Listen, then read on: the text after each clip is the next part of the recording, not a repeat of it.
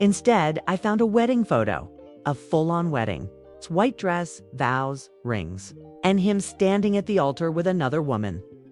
The problem, he was still legally married to me. My hands didn't shake. I didn't cry.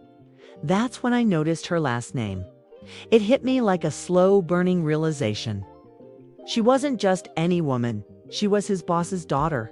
The way he started looking at me like I was temporary. He didn't cheat because he fell in love. He cheated because he was climbing. And in that moment, I realized something terrifyingly calm. He thought he was replacing me. What he didn't know. I was about to replace him. Daniel and I built our life from nothing. When I say nothing, I mean cheap furniture, instant noodles, shared dreams that felt bigger than our reality. We were partners in every sense, splitting bills, supporting each other. It changed him when Daniel landed a position at a prestigious investment firm. I was genuinely proud. It felt like the breakthrough we had been waiting for. For the first few months, he worked harder than ever. Coming home exhausted but hopeful. Then something shifted. The late nights became normal. Conversations turned into one-word replies. And slowly, I stopped being part of his future plans. "You wouldn't understand how this world works," he told me once, adjusting his cufflinks in the mirror. That I believed in us until the day everything broke. I wasn't snooping. I was emailing myself a file from his laptop when I saw a synced photo album open automatically. At first, it looked like a corporate event. Elegant venue, expensive decor, familiar faces from his firm. Then I saw him, standing at an altar smiling next to a woman in a white dress. My chest tightened as I clicked through the photos faster. Rings, vows, a kiss, a wedding, my husband's wedding. I didn't scream. I didn't throw anything. I just sat there, zooming in on her face until her name finally appeared in one of the tagged captions. Victoria Hale. I knew that name. Everyone at his firm did. She was the CEO's daughter. And just like that, betrayal made sense in the most calculated, disgusting way possible. This wasn't love. This was strategy. I kept digging. There was no legal marriage record filed yet, just a private ceremony overseas. Which meant one thing. He lied to her too. He told her he was already divorced that night. When he came home, I acted normal. I asked about his day. I made dinner. I smiled. Not because I forgave him, but because I finally saw the full picture.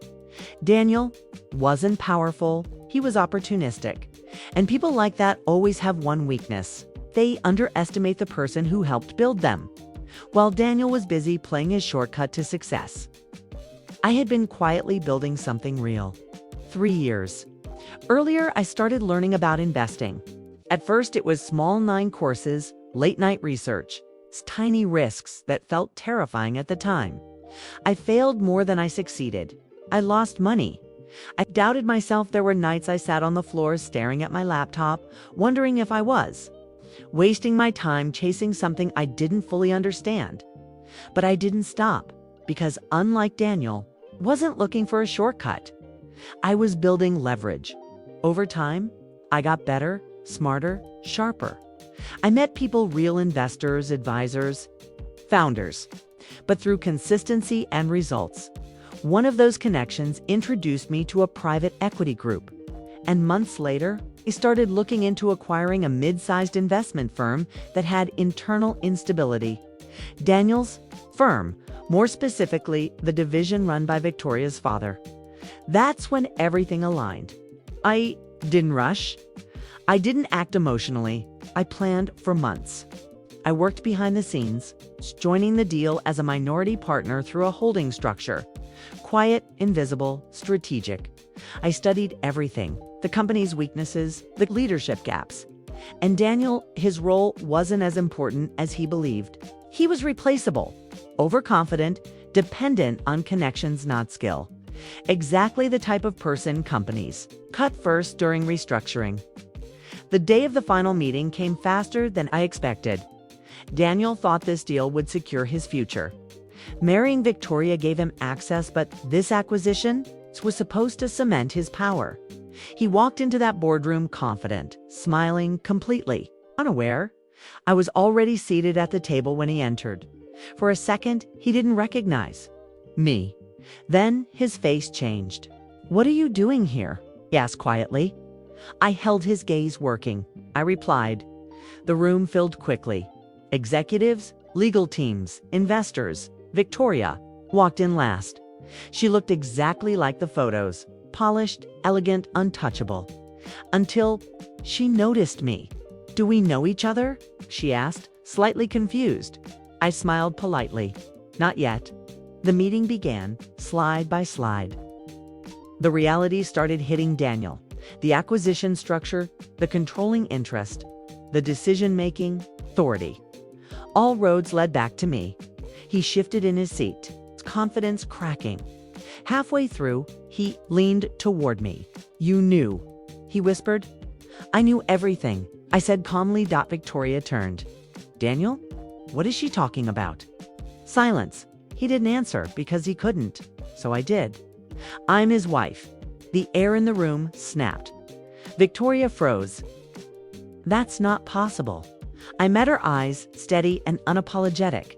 "It is. He never filed for divorce." Her expression didn't just change, it collapsed. She turned to him slowly. "You said it was finalized." Daniel looked like he was drowning. "I can explain." "No," she cut him off. "You lied." And just like that, his entire plan. I made the closing statement. "Effective immediately, we'll be restructuring leadership." I paused. "Daniel, your position is being terminated." No anger, no raised voice, just finality. He stared at me like he didn't recognize me anymore. Maybe he didn't because I wasn't the woman he left behind. I was the consequence of it. Security escorted him out within minutes. Victoria didn't follow him. She stayed seated, processing everything she had just lost to and me. I didn't feel victorious. I felt finished. I didn't destroy Daniel's life. I simply stopped protecting it.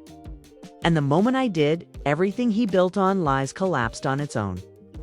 That's the truth about betrayal. Doesn't just break you, it reveals you. He showed me exactly who he was when he thought I had no value. And in return, I showed him exactly who I became when I stopped believing him. I didn't need revenge to feel powerful. I needed growth, patience, and the courage to stay quiet while I built something real. So if you're going through something similar, being underestimated, replaced, or betrayed, take your time, build in silence. And one day, the same people who overlooked you will have no choice but to face you. If this story hit you, comment your thoughts below and subscribe for more powerful revenge stories.